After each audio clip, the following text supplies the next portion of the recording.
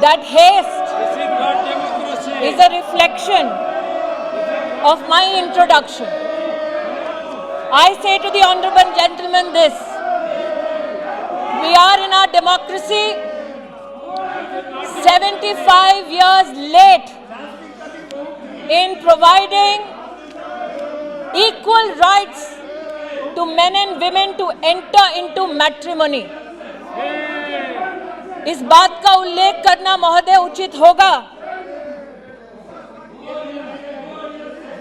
कि 19वीं शताब्दी में लड़कियों की शादी की उम्र 10 वर्ष थी। 1940 तक शादी की आयु को 12 से 14 किया गया। 78 में 15 साल तक की लड़कियों का ब्याह कर दिया गया। आज पहली बार इस अमेंडमेंट के माध्यम से महिला और पुरुष दोनों 21 साल की उम्र में समानता के अधिकार को देखते हुए शादी विवाह का अपना निर्णय ले सकते हैं।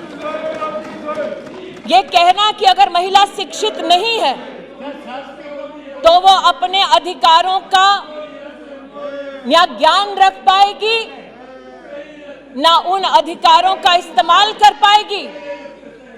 देश की ग्रामीण अंचल की बहनों का इससे बड़ा अपमान इस सदन में नहीं हो सकता।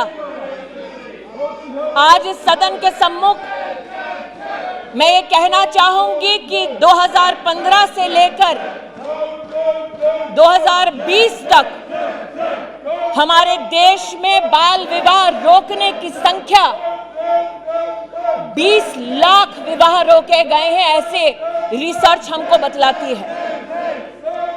NFHS 5 का डेटा बतलाता है कि 15 साल से 18 साल की उम्र में 7% बेटियां गर्भवती पाई गई हैं।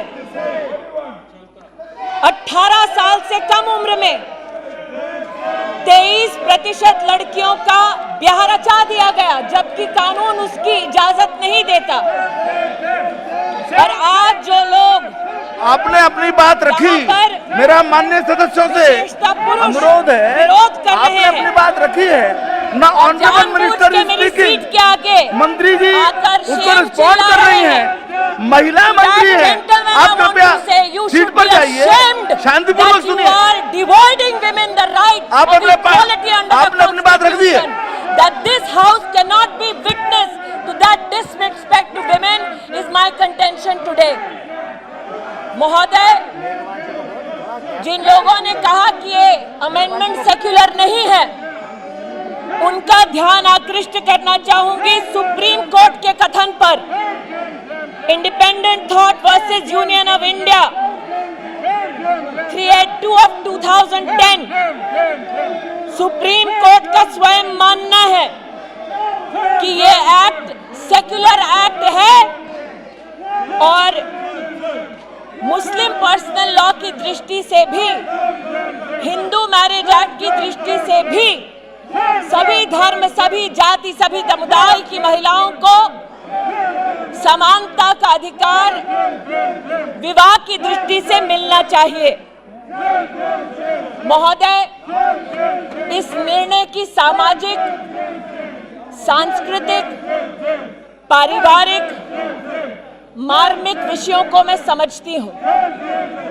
मेरे कथन में गतिरोध लाने वाले विपक्ष के सज्जनों से कहना चाहती हूं कि मेरी बात को अगर पूरा सुन लेते तो उनका ध्यान इस बात पर आकृष्ट होता कि मैं स्वयं सरकार की ओर से यह प्रस्तावना करना चाहती हूं कि स्टैंडिंग कमेटी में इस विषय पर विस्तृत चर्चा हो। लेकिन महोदय, ये भी कहना उचित होगा, मुख्यतः आज जो आवाजें उठी, उन आवाजों ने स्वीकार किया that the age of marriage should be uniformly applicable across all religions, all castes, all creeds, overriding any custom, any law which seeks to discriminate against women. So So those men who stood in this house in support of uniformity in applicability of the law have my gratitude. And sir, on behalf of the government, I would request that it be sent to the standing committee. आज का ये निर्णय, ये introduction राष्ट्र के इतिहास में एक निर्णायक कदम है।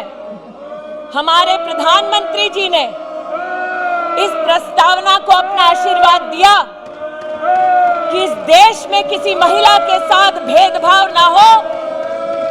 हमारे प्रधानमंत्री जी ने इस प्रस्तावना को आशीर्वाद दिया कि जब 15 और 18 साल की बेटियों का गर्भवती होने से 10% मिसकैरेज का चांस रहता है, तो बेटियों के संरक्षण में यह प्रस्तावना सदन के सम्मुख प्रस्तुत की जाए। महिला संरक्षण और सम्मान के लिए प्रधानमंत्री के इस ऐतिहासिक कदम के लिए मैं देश की बहनों की ओर से उनका आभार व्यक्त करती हूं, उनका अभिनंदन करती हूं और सदन से विनम्रता से अपील करती हूं कि मुझे ये इंट्रोड्यूस करने दिया जाए।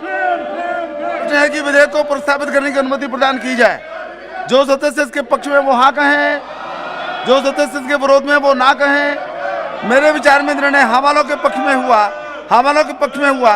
माननीय मंत्री जी विधेयक को प्रस्तावित करें।